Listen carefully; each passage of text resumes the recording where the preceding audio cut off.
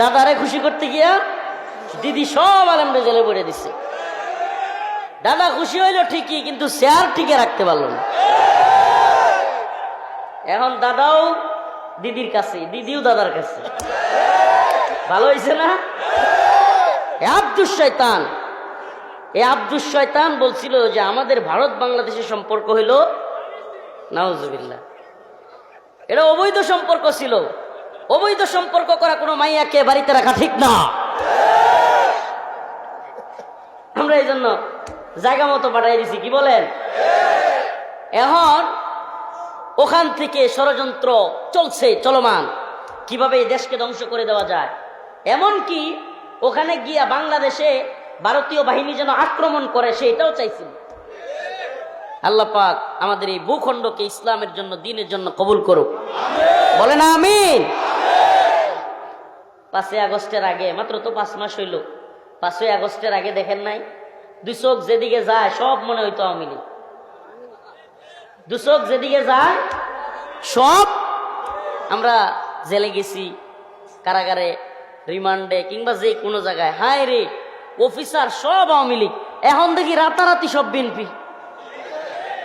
কি সর্বনাশ, কি সর্বনাশ।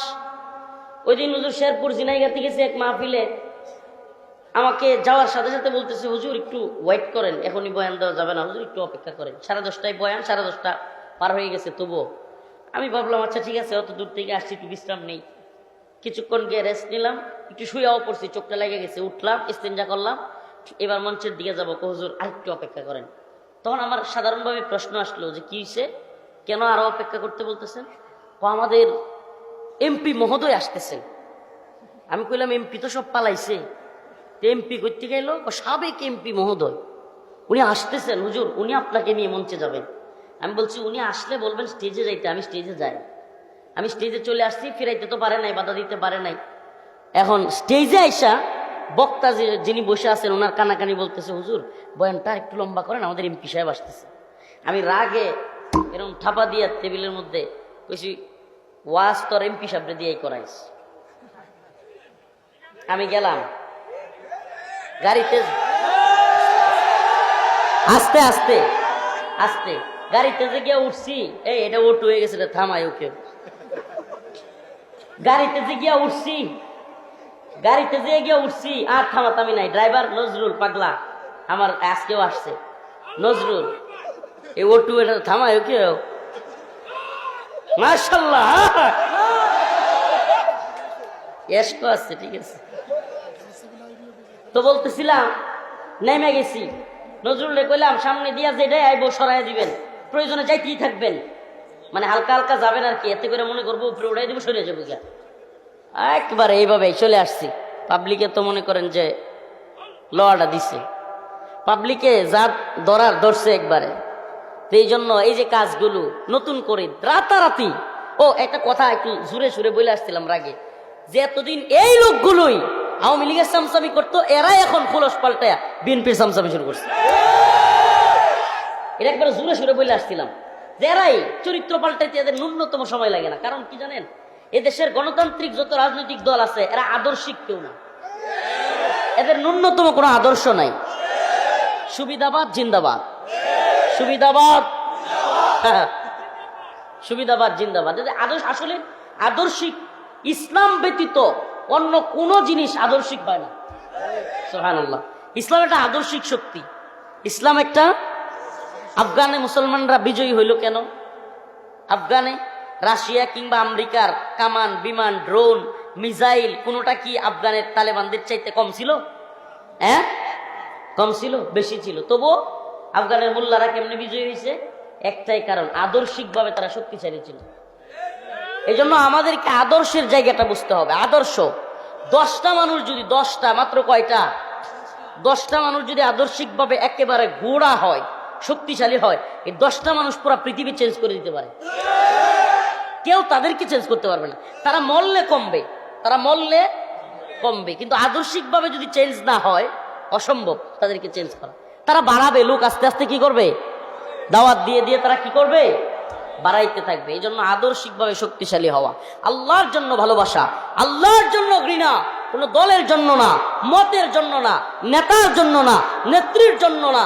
কোনো দল নাই, কোনো মত নাই, কোনো নেতা নেত্রী নাই। আমার আল্লাহর বিরুদ্ধে গেলে আমরা কাউকে মানি না। এটা মুসলমানের আদর্শের জায়গা, এটা মুসলমানের ওই যে কথাটা বললে দিলে এটা দেখাইছে আর কি, আসলে এটা বিষয় না হুজুর, এটা কোনো বিষয় ছিল না। ওই যে প্রধানমন্ত্রী মানি না, রাষ্ট্রপতি মানি না, এই বক্তব্য এটা কোনো কিছুই না। মূল কারণটা ছিল মোদী বিরোধী আন্দোলনে কেন শরীক হইলাম। দাদারে খুশি করতে গিয়া দিদি সব আলেমরে জেলে ভরে দিছে। আল্লাহ পাকের দরবারে অসংখ্য গণিত শুকরিয়া যে আল্লাহ পাক আপনাকে আমাকে কোরআন সুন্নাহ থেকে কিছু কথা বলবার এবং শুনবার তৌফিক দান করেছেন। সেজন্য অন্তরের অন্তঃস্থল থেকে কালিমাতুশ শুকর আদায় করে স্বতঃস্ফূর্ত আওয়াজ করে বলি আলহামদুলিল্লাহ। প্রিয় উপস্থিতি, আমি আপনাদের সামনে ইসলামের মৌলিক একটা আকীদা আল ওয়ালা ওয়াল বারা, আল্লাহর জন্য মুহাব্বত, আল্লাহর জন্য ঘৃণা, এই বিষয়ে কথা বলতে চাচ্ছি। ইসলামের মৌলিক একটা আকীদা আল্লাহর জন্য মুহাব্বত, আল্লাহর জন্য। আমরা কাউকে ভালোবাসবো কার জন্য? কারো বিরুদ্ধে দাঁড়াবো সেটাও কার জন্য? ব্যক্তিগত কারণে না, ব্যক্তিগত কারণে, ব্যক্তিগত খায়সাতের জন্য না। এই দুনিয়ায় আমরা ব্যক্তিগত কারণে অনেক রাইগা যায়। যদি কেউ বলে এটা উত্তর মোহাম্মদপুর, দক্ষিণ পাড়া, কথার কথা যে দক্ষিণ মোহাম্মদপুরে ঝগড়া লাগছে। দক্ষিণ মোহাম্মদপুর আছে কোনো? আচ্ছা, যে দক্ষিণ মোহাম্মদপুরে তোর ভাইকে কেউ মারছে, কেন মারছে, তার ভাইয়ের অপরাধ কি, না তার ভাইয়ের কোনো অপরাধ আছে না নাই, কিচ্ছু জানার দরকার নাই, লাঠি একটা নিয়ে দে দৌড় করে, কি করে না?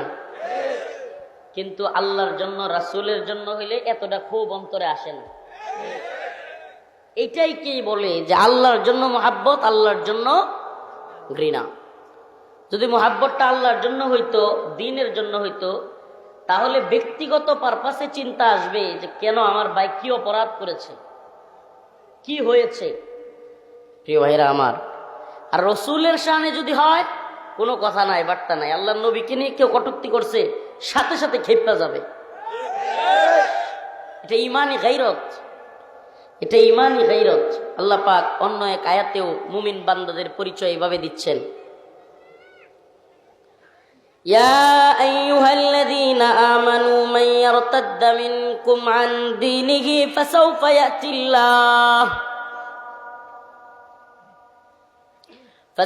ইয়াতিল্লাহু বিকওমিন ইউহিব্বুহুম ওয়া ইউহিব্বুনাহু আযিল্লাতিন আলাল মুমিনিন আ'ইজ্জাতিন আলাল কাফিরিন ইউজাহিদুনা ফি সাবিলিল্লাহ ওয়া লা ইয়াখাফুনা লাওমাতা লাইম। আল্লাহ পাক অন্য এক আয়াতেও মুমিনদের পরিচয় বর্ণনা করতে গিয়া যে মুমিনদের সিফাত কেমন হবে, মুমিনদের আচরণ কেমন হবে, তাদের চলাচল কেমন হবে, কাফেরদের সাথে তারা কেমন মুআমালাত করবে, মুশরিকদের সাথে কেমন মুআমালাত করবে, কিংবা মুসলিমদের সাথে, অন্য মুমিন ভাইয়ের সাথে তার আচরণ কেমন হবে। যে আয়াতে কারিমা তিলাওয়াত করেছি সেখানে আল্লাহ বলতেছেন, মুহাম্মাদুর রাসূলুল্লাহ والذين معه أشداء على الكفار